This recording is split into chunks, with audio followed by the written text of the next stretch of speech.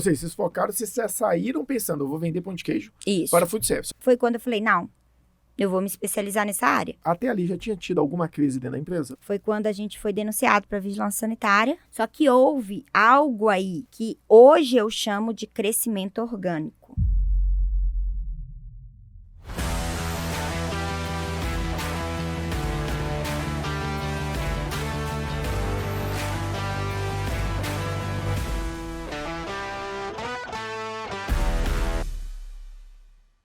Seja bem-vindo ao 6º episódio do podcast Café com Estratégia. Hoje, um dos podcasts mais esperados de todos os tempos. E eu tô falando sério. Hoje a gente tá trazendo uma pessoa aqui muito especial, cliente, como sempre, da ProEstado, história de sucesso, empresário, que começou do zero e montou uma empresa que hoje, eu poderia, só para dar um spoiler para vocês, essa empresa vende mais de 66 milhões de pão de queijos por ano. Haja mineiro para comer pão de queijo, mas eles já estão espalhados pelo Brasil todo. Então hoje a gente vai trazer aqui uma história muito bacana, onde a gente vai falar sobre empreendedorismo, produção, adversidades que a gente tem no dia a dia dos empresários, e eu já adianto que esse podcast vai ficar com gosto de quero mais, porque a nossa convidada hoje, ela resolveu vir aqui com pouco tempo para gravar com a gente. E agora a gente vai ter que fazer um podcast rápido, iniciar esse projeto e depois eu vou trazer ela de novo aqui, porque ela vai ter que prometer voltar. Com vocês, ninguém menos, ninguém mais do que a senhorita Louise, da Delimassas.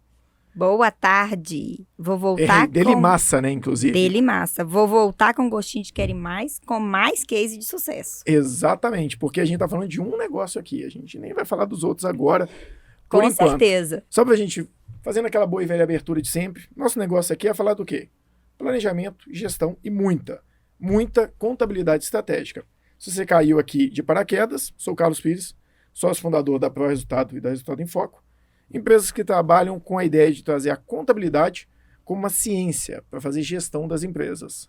E esse episódio é mais um, onde a gente vai contar um pouco de onde começou uma história de sucesso, dos desafios e principalmente trazer para vocês aqueles momentos de insight onde o empresário entende que ele precisa evoluir. Então, senhorita Louise, se quiser, só começa contando pra gente como surgiu essa ideia de entrar antes de mexer com pão de queijo. Você trabalhava com o quê? Arquitetura. Arquitetura. E eu acho que pão de queijo não é um negócio muito difícil de arquitetar, pelo menos a bolinha, né? A bolinha não, mas o restante, principalmente com esse mineiro tradicional, né? Exatamente. Nossa Senhora. Conta pra gente de onde começou. Como que surgiu essa coisa do pão de queijo? Então, vamos lá. A Delimassa, ela surgiu há mais de 10 anos, né? Temos mais de uma década aí. Hoje, pulando um pouquinho para 2023, nós somos um grupo de empresas. E voltando de novo lá em 2011, a gente diz o seguinte, que era a ideia, né, de uma pessoa apaixonada com pão de queijo, apaixonada com desenvolvimento de receitas, de produtos. Nós compramos essa ideia juntos e fomos montar a Delimassa. Então, primeiro ponto que eu bato, assim, de dificuldade que a gente vê é que a Delimassa é uma das poucas empresas que eu vejo no tamanho que ela está hoje, mas que é uma empresa que não veio de sucessão familiar. Então, a gente não teve uma empresa pronta. Então, vários dos pontos de cultura organizacional, vários dos pontos de código de conduta e ética, a gente se formou através de erros nossos próprios. Então, eu gosto muito disso porque a gente não... ninguém tira isso da gente, né? A Sim. História. Então, a Delimassa, ela começou pequena.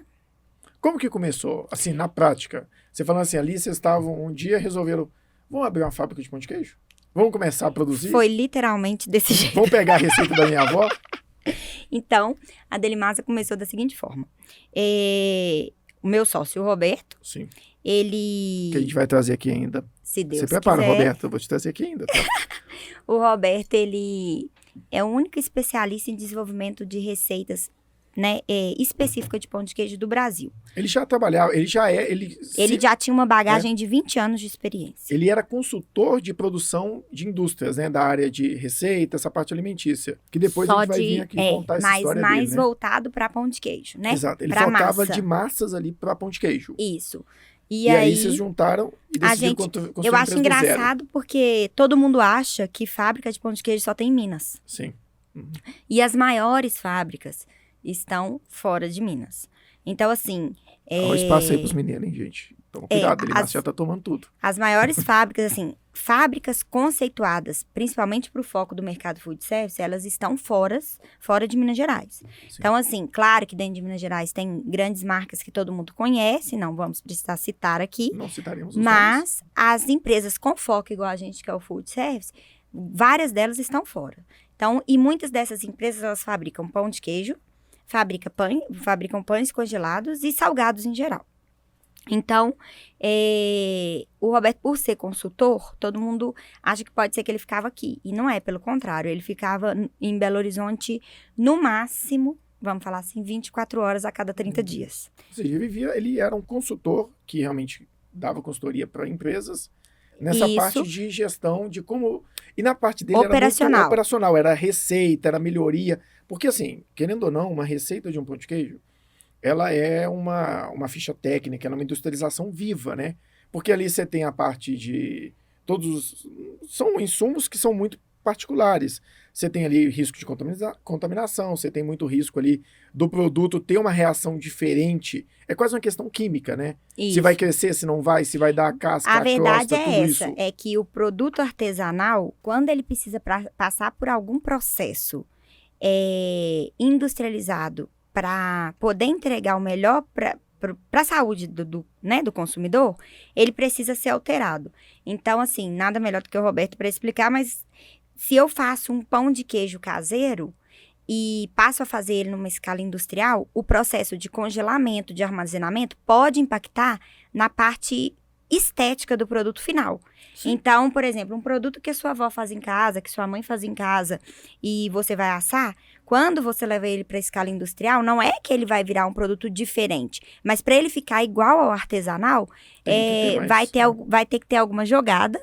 Sim. No sentido de, ou questão de tempo de congelamento, questão, a gente brinca assim, até de tempo de batimento, e essa era a parte do Roberto. E não tem mais braço de bater, né? Vai bater com uma máquina, então você isso perde... tudo muda, isso. E para ficar um produto homogêneo e um produto padronizado, vamos falar assim, na hora que você passa ele em máquinas para fazer as bolinhas do mesmo tamanho, se a receita ela for caseira, a gente brinca que o fio de corte não vai passar. Sim. Então, você tem que adequar até a textura da massa para isso. Mas se você adequar a textura da massa fria, você vai concordar comigo que talvez lá no final pode virar um produto que a qualidade, na hora de comer, não vai ser igual. Sim. Então, foi assim que ele se especializou nisso. Eu afirmo até hoje que ele é o único, porque eu falo que isso é dom e experiência. É conhecido no Brasil inteiro e, por incrível que pareça, tem várias fábricas fora do país. Então, ele ficava muito tempo fora. Então, com isso, quando a gente começou a namorar, ele me propôs montar uma indústria para ele aqui. Sim. Só que, para isso, por questões éticas, a primeira coisa que ele tinha que fazer era findar algumas parcerias dele de consultoria, principalmente nesse raio nosso aqui. Então, com isso... em questões de dias, a gente fez o que foi capaz de fazer e por questões financeiras também, o que cabia no nosso orçamento. Então, a gente locou uma garagem, compramos equipamentos. Como que a gente conseguiu comprar equipamento para já se transformar em indústria? Visto que o orçamento era estreito, era apertado. Por ele ter um nome no mercado, as pessoas que se relacionavam com ele confiou na gente para vender para a gente. Então, maquinário, ele indicava algumas empresas para os clientes dele como consultor. Então, na hora que ele falou que ia montar a dele, acabou que a credibilidade do nome dele ajudou muito. Então, vocês começaram, só para a gente poder... o meu papel aqui é consolidando a informação, né? Você soltou aí, um spoiler, né? Que você namorava o Roberto na época. Então... Muito tempo de namoro, 3 meses. 3 meses de namoro, vocês decidiram montar uma indústria. Isso. Aí... alugou uma garagem. Isso. Parece muito com a história que a gente contou, que é uma história muito bacana do pessoal da Agrofert, que é uma indústria... é uma revenda agrícola, que ele falou que ele alugou uma pousada e alugou mais uma vaga de garagem. Colocou o estoque dele lá dentro. Vocês alugaram uma garagem... Nós alugamos uma garagem, 62 metros quadrados, que era o que cabia no nosso orçamento. E comprou maquinário lá pra dentro. A diferença é que a única coisa que a gente precisava era que fosse perto do Ceasa. Ah, tá, por questão de logística, né? Porque a gente não ia ter dinheiro para comprar matéria-prima e estocar. Então, a gente precisava buscar matéria-prima todo dia. Sim. E não tinha espaço para estocar com 60 Não, metros, né? não. E o que vocês tinham lá de maquinário? O que foi o básico ali para começar? A gente tinha uma maceira, que é Sim. onde é uma batedeira grande, maior, e uma dosadora, que é mais conhecida no nosso mercado como pingadeira, que é onde faz a bolinha. Sim, Mas não aquela era que- uma máquina sim. automática, não. Ah, tá. Não é igual a gente vê hoje, não, que eu só jogo Não. lá em cima e E cai é o produto. uma câmara de estocagem. Hoje em dia, as pessoas conhecem a câmara de estocagem, é aquela câmara frigorífica que você vê geralmente dentro de frigorífico. Sim. E, Aquela e aquele, geladeirona, né? isso, é uma geladeira grande. Sim. Só que aquela geladeira, ela é para armazenar. Sim. Como a gente não tinha uma condição financeira de fazer uma de congelar e depois armazenar, a gente produzia, guardava nessa geladeira, que é a Sim. câmara fria. E aí, para ela congelar, eu precisava de um dia para o outro, porque ela era de estocar. Sim. Então, uma coisa é quando você pega um produto frio, congelado, e coloca para armazenar. Ele vai manter congelado. Outra coisa é quando você pega um produto em temperatura ambiente, que a gente chama de produto quente, e vai colocar ele para poder congelar ainda. Sim. Então, se caso tem produto, isso a gente aprendeu com o tempo, mas se caso tem muito produto já congelado lá dentro, e eu entro com um produto quente, esse produto quente puxa a temperatura do frio Sim, e descongela o outro. Então, várias vezes a gente perdeu o produto por causa Mas disso. vocês sabiam, o Roberto, como ele já era do mercado, ele sabia que ele precisaria de um túnel de congelamento, né? Sabia. Mas não tinha condições financeiras. Não, um túnel de congelamento naquela época, eu acho que girava em torno de R$250 mil. Então era talvez Inviável, impossível. impossível. O que a gente tinha era, assim, o nome dele no mercado e carro popular para dar de entrada. E aí vocês começaram ali, então, a produzir. Isso. O Roberto, ele era um cara de consultoria, ele era um cara da Isso. indústria, a gente brinca ali da porteira para dentro, da porta para dentro da indústria. Isso. E começou a ter que sair para o mercado para vender. Isso. Então não adianta ter estoque, eu Não. tinha que vender. Na verdade, Como é que não tinha nem ficou- como ter estoque. A gente Exato. produzia sob demanda. E como é que vocês começaram o comercial? Então, o comercial começou... na verdade, a empresa tinha vários funcionários. Eu e ele e eu. Exatamente. Então, a gente produzia na parte da tarde, deixava congelando na parte da noite, chegava de madrugada para embalar e na parte da manhã nós dois saíamos para vender. Mas saía com caixa de isopor para vender, porque a gente não só depois que a gente foi entender que primeiro você ia e ofertava o produto e depois você voltava para entregar. Então, a gente conseguiu o nosso mercado. A gente meio que deu tiro para tudo quanto é lado. Então, a gente começou a vender para qualquer pessoa que pudesse comprar do mercado food service. Ou seja, vocês focaram, vocês saíram pensando, eu vou vender pão de queijo Isso. para food service. Só para o pessoal entender, food service é aquela ideia do que eu estou vendendo para quem revende o produto. Isso, Que não para o seria consumidor uma final. lanchonete, uma padaria, um Isso, supermercado uma que vai assar. Isso. É pra A quem gente vai chama a produzir e padaria vender. do supermercado. Então, as grandes redes de supermercado, sempre você vai lá no fundo dela, vai ter uma padaria com Sim. pães já assados, né? Então, essa parte também é o food service. Sim. O supermercado em ilha, que é onde você vai lá e pega o pacotinho do pão de queijo congelado para vender, é outro foco. Sim, que aí é o revenda, Isso, a é a indústria revenda. normal. Isso. Então vocês saíram focados, e olha você vê, é porque eu gosto muito de explicar isso para quem assiste o nosso podcast, porque são mercados que a gente não conhece. A gente tá falando aí de um mercado que tem vários concorrentes, é um mercado que a empresa tem que se consolidar cada vez mais, eu acompanho há um tempo, vem crescendo. Vocês estão vendendo, a gente brincando aqui, são mais de 66 milhões de bolinhas de pão de queijo, ou seja, é praticamente uma bolinha de pão de queijo para cada 4 brasileiros. Isso. Se você pegar e colocar isso aí, considerando que tem 10 empresas do mesmo porte, algumas maiores, algumas menores, tem muito pão de queijo que é vendido. Então, assim, é um mercado muito grande. E a gente tá focando em food service. Não é que é um pão de queijo que eu compro para assar em casa.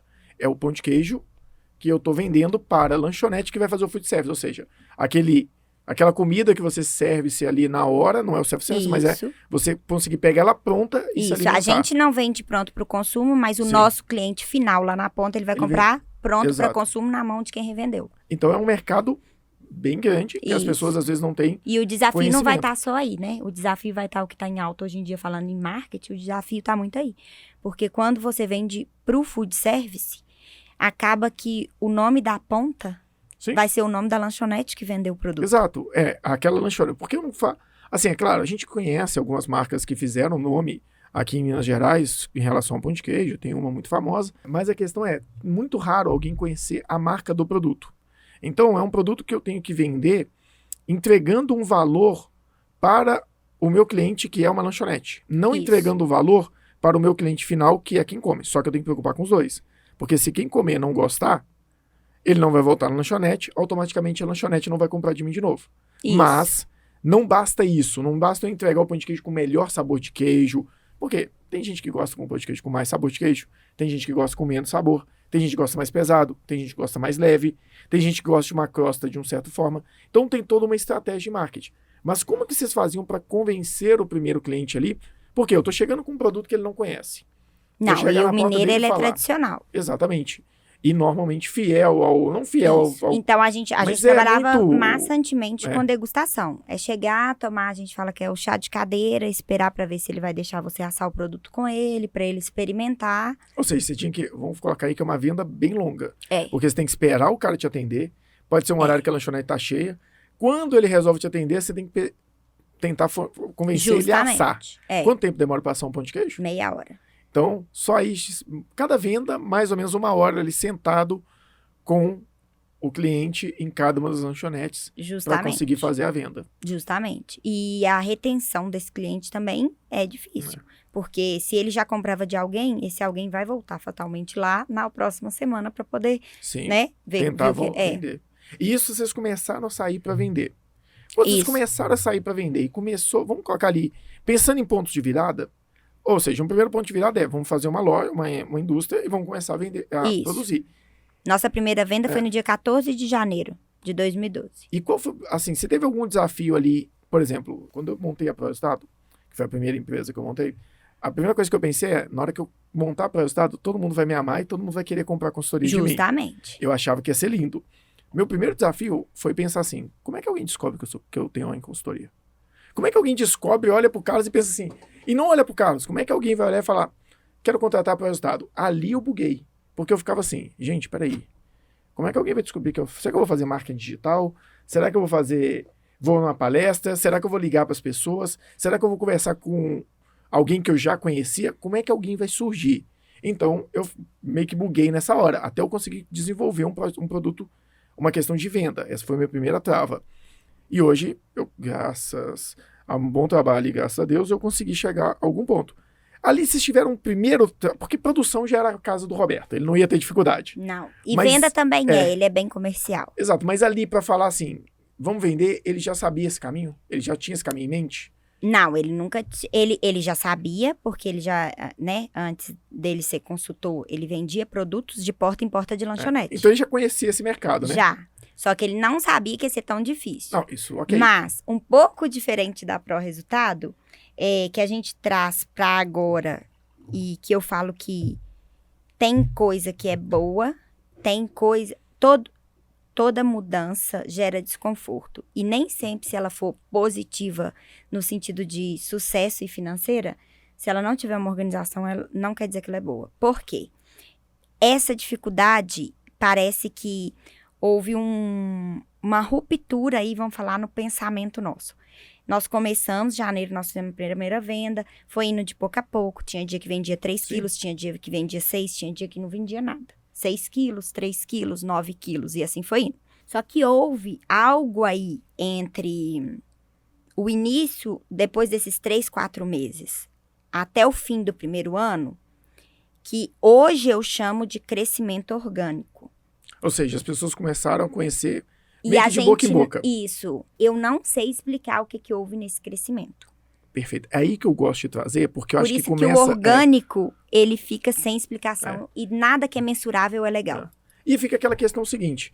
Como é que crescia? E aquilo que eu costumo brincar muito de máquina de vendas, que eu falo o seguinte. Você quer construir uma máquina de venda?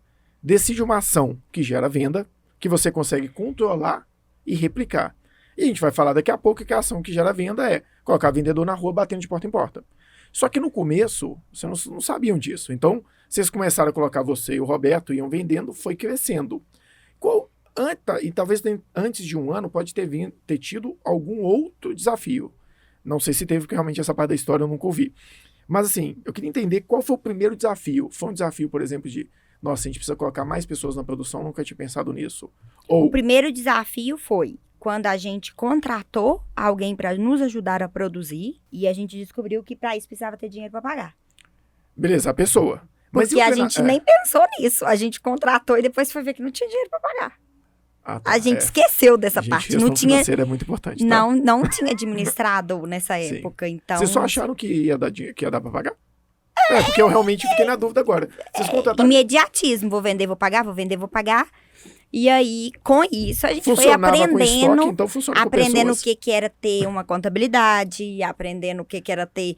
A gente não sabia nada disso, o que é tentar registrar uma marca no INPI, usar um nome sem saber se ele já estava Não, sendo mas isso são usado. problemas que vão vir lá pra frente, né?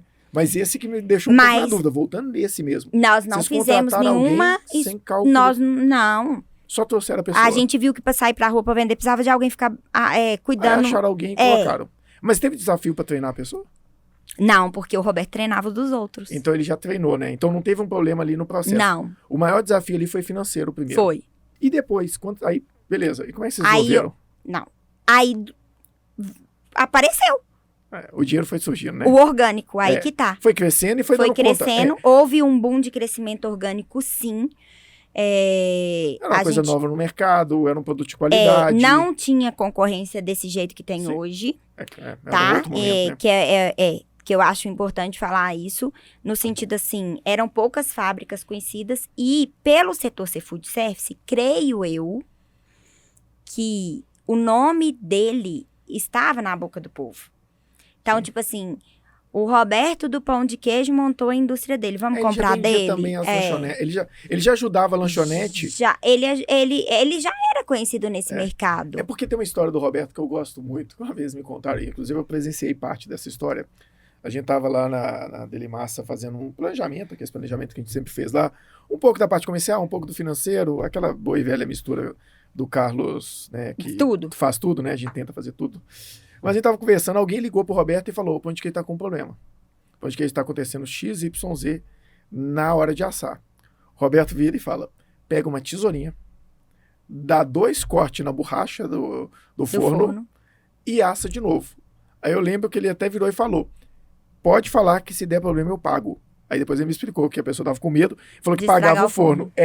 Aí foi lá e deu 2 cortes na borracha e o pão de queijo assou. Eu falei que o Roberto era um bruxo do pão de queijo, né? Então, eu nem vou... Ele resolve qualquer problema só com uma Então foto. ele já tinha o mercado já conhecia ele. Já. E aí, Este mercado já conhece É. ele. E Hoje aí, em dia a gente brinca dos influencers digital, Sim. todo mundo conhece, mas o mercado em si conhece ele. O mercado E de é um quem mercado- vende, e é um não mercado- de quem comprava. Mas eu acho que teve uma transição. E é um mercado que a gente sabe que ainda é um mercado tradicional. O dono de uma lanchonete, o dono de uma padaria, ainda é um mercado fora desse mercado de influências. Mas beleza, então um dos primeiros desafios foi esse. Vocês começaram a crescer ali no primeiro ano Isso, um Contrataram alguém crescimento pra- orgânico muito grande. e contrataram alguém para produção. Isso. Aí foi natural, É. foi contratando, precisava, aí a gente contratava. Não Para a ninguém produção. qualificado. Exato. Né? Na verdade, essa área que, né, é conhecido como chão de fábrica, que é operacional, realmente não precisa ter qualificação. Mas aí você vai contratando, a rotatividade é muito grande. Sim. Né? Para esse tipo de mercado não precisa, né? Que tem mercado que é mais complicado, mas ali vocês conseguem treinar. E aí Isso. vocês foram focando na produção. Qual foi o segundo departamento que vocês criaram? O administrativo. Antes do Não, comercial foi o logística e administrativo? entrega. Logística foi o segundo desafio? Foi. Não tinha logística, tinha É. só motorista, a gente Exato. fazia logística. Aí Então, o a gente... desafio foi, antes de ter um desafio de focar no comercial, vocês precisaram ter um desafio. O desafio foi focar na gente logística. A gente foi ter a primeira equipe comercial quase 5 anos depois. Pois é. Eu lembro A primeira equipe comercial. quando falou. Isso. Então, o primeiro desafio foi logística. Isso. O que deu o estalo de falar assim? parte administrativa, questão de legislação, que a gente não sabia, né? Sim, que aí depois você se especializou na área, né? É. Mas então, a logística ali foi o segundo desafio principal. É. Eu costumo falar que muita empresa cresce pela dor, né? É. Então, você tá ali, tá acompanhando, tá vendendo, tá tudo acontecendo. Meu Deus, eu não dou mais conta de fazer o processo logístico. O que eu vou fazer agora? O que foi a dor que aconteceu vocês falarem? Eu preciso realmente colocar a logística para funcionar. Na verdade, ainda continuava a questão de trabalhar sob demanda. Só que a gente não sabia calcular custo logístico. Então, por exemplo, tinha uma entrega aparecia uma venda, a gente pegava qualquer venda que tinha, fazia a entrega na ponta A da região metropolitana, depois entregava na ponta B e não tava nem aí. Sim. Você não queria era perder o cliente. Você mandava um cara lá pra Contagem e depois de tarde ele tinha que ir pra Venda Nova. E depois ele voltava em Venda Nova de novo, porque como não tinha qualificação, muitas vezes errava o que estava na caixa e a gente falava, não, vou entregar para não perder o cliente. Sim. Aí vocês começaram a entender que logística, além de ficar caro, logística estava começando a ficar complicado, né? Isso. Porque logística acaba que você tem que ter alguém ali organizando rota, organizando entregas. Quem fazia a logística era a gente do administrativo. Sim, mas aí Só que aí, por surgiu a exemplo, como não tinha muita entrega ainda, a gente separava a caixa de isopor, porque o carro não era refrigerado, a caixa do isopor vinha com o nome do cliente na caixa do isopor. Sim. Então era uma caixa de isopor para o cliente A, uma caixa de isopor para o cliente B. Porque aí a pessoa que ia entregar tirava a caixa, entregava a caixa, né? Tirava o produto, entregava e voltava com a caixa. Depois a gente foi entender que tinha que ser por produto. Sim. Depois a gente foi entender que tinha que ser por região. Sim. E aí foi indo. E aí a logística foi um... Quando a gente ainda... Como vocês escolheram alguém? Na logística? Como que vocês decidiram quem ia pra logística? Como que ia contratar alguém? Anunciava a vaga no Facebook. E só para... No Facebook pessoal. Alguém falou que conhece logística, eu trago essa pessoa. Isso, punha no Instagram, era cabide de emprego para o povo. Fulano acabou de fazer 18 anos, dá emprego para ele, aí você dava. Fulano acabou de tirar carteira, dá emprego para ele, aí você dava. E aí vocês começaram com a logística ali. Isso. A logística é um assunto muito complexo, né? Se a gente for entrar, porque logística... A gente bate nessa tecla até hoje. Exatamente. O que é melhor? Eu fazer uma rota... Colocar um vendedor, a entrega na mesma rota. É melhor eu fazer... A rota do vendedor não é a mesma rota da entrega. Exato. Por onde ele começa, eu vou fazer rota por semana ou por região.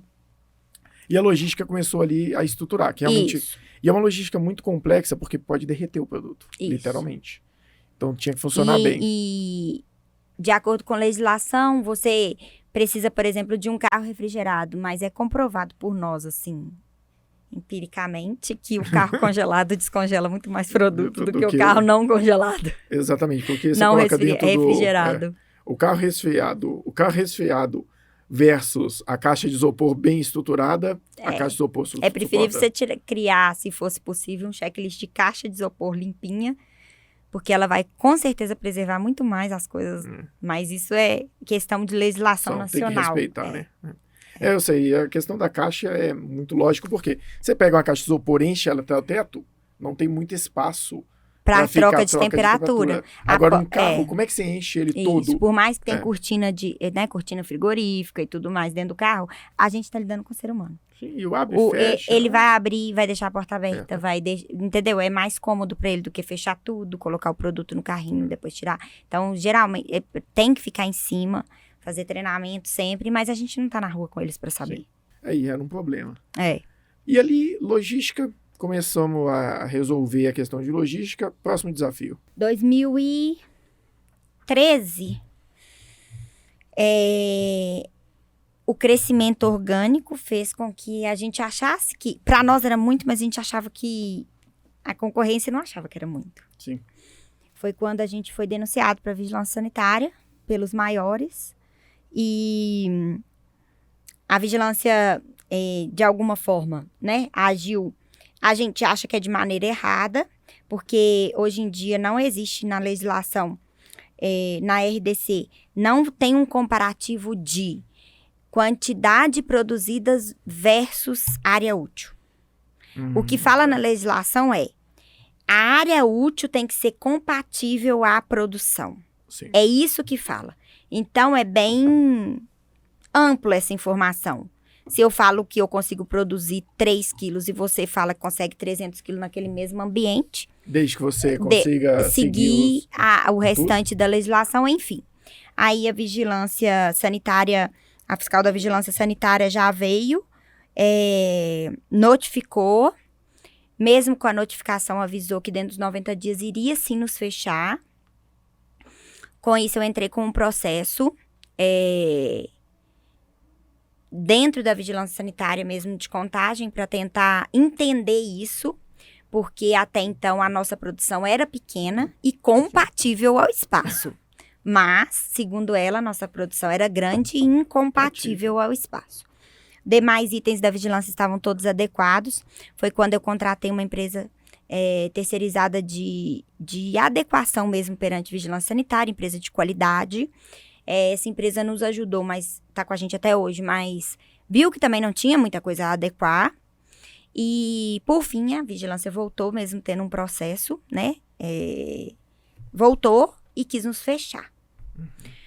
Foi quando, como a gente financeiramente estava bem, por causa do crescimento orgânico, a gente resolveu sair dessa garagem e procurar um galpão. Vocês estavam na garagem até essa época? Tava. Aí a gente procurou um galpão e foi quando, para fazer da forma correta, a gente procurou alguém que adequasse esse galpão para virar uma indústria de alimentos perante a vigilância sanitária. Foi quando a gente descobriu que os profissionais a serem contratados só tinha em São Paulo, na época, e eram só engenheiros.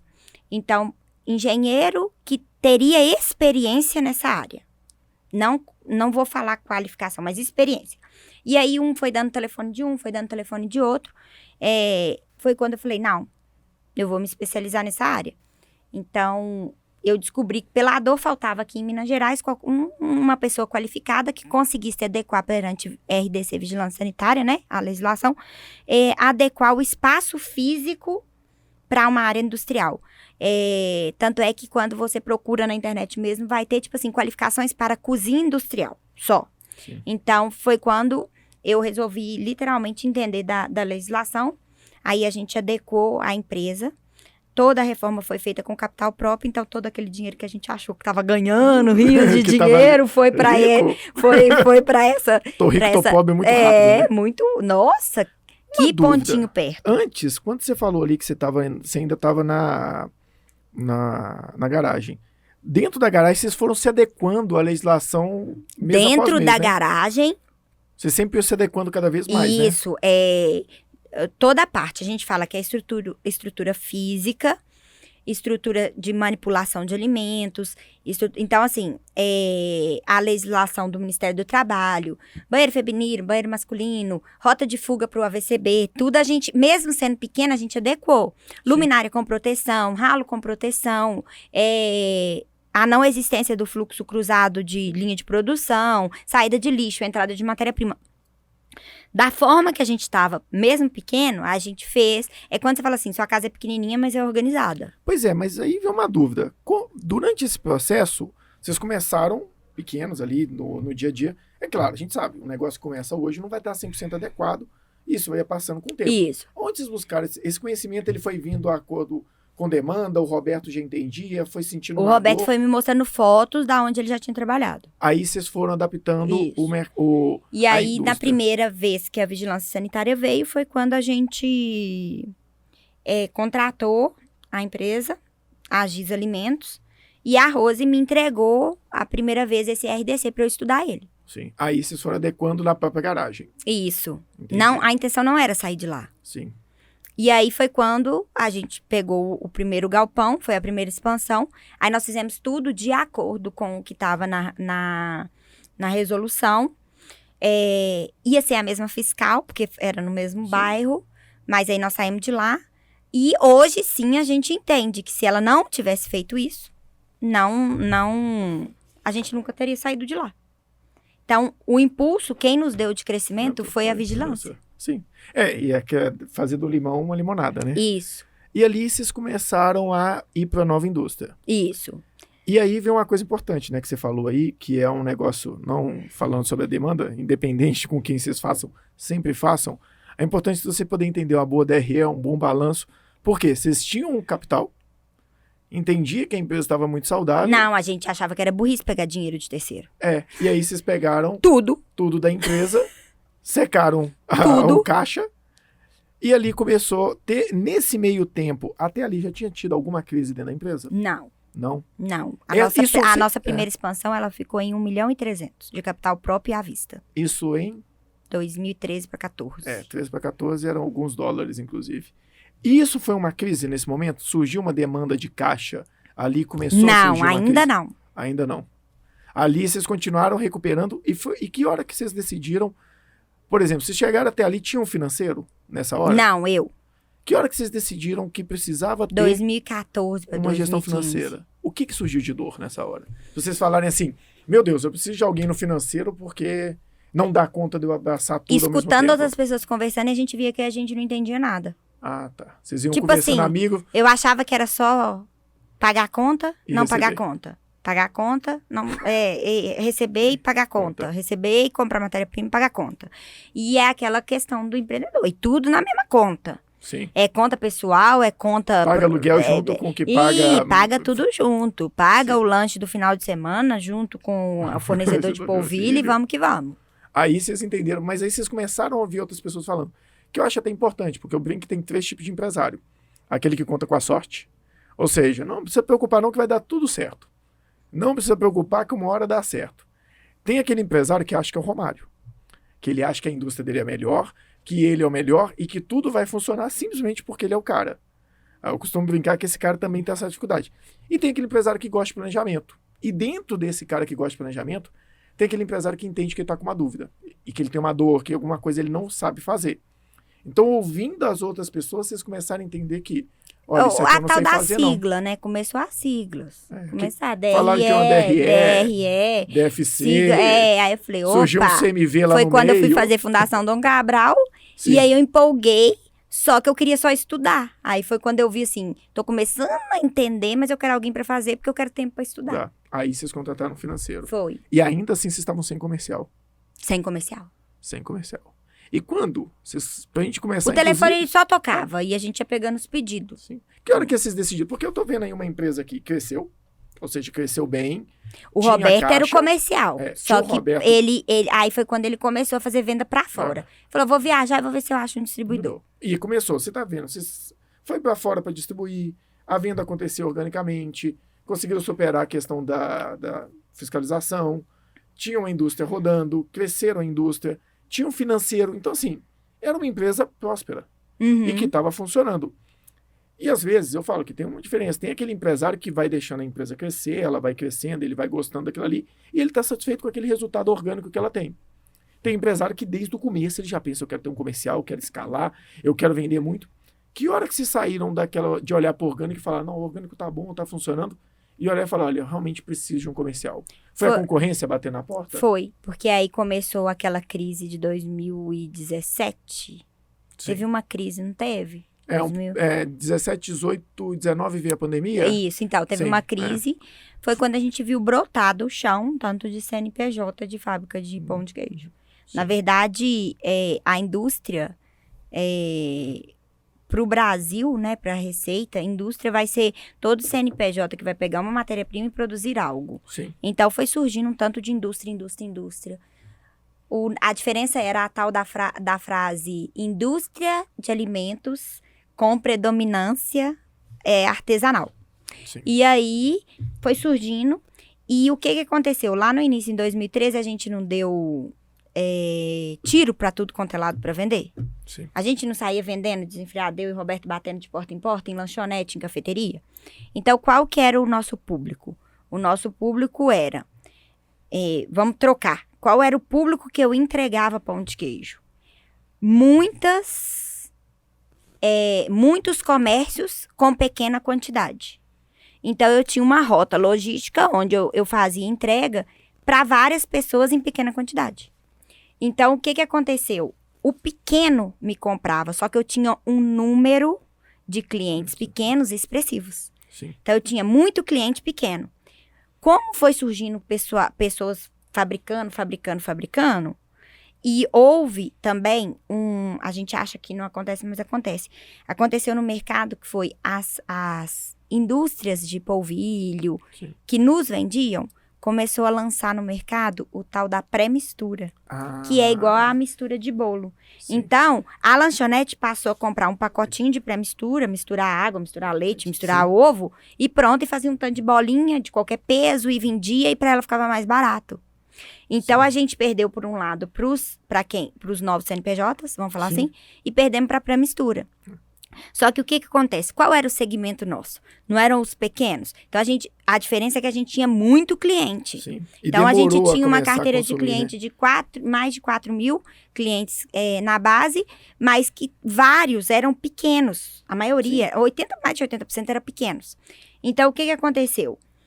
Veio uma indústria pequena, por causa que o CNPJ fala que ele é indústria com predominância artesanal, Sim. que fabricava, ia lá, batia na porta da lanchonete e falava assim, eu consigo te entregar 9 quilos. A minha entrega mínima era 15. Sim. Aí, aquele Eu te ali, entrego toda semana. e sem nota fiscal.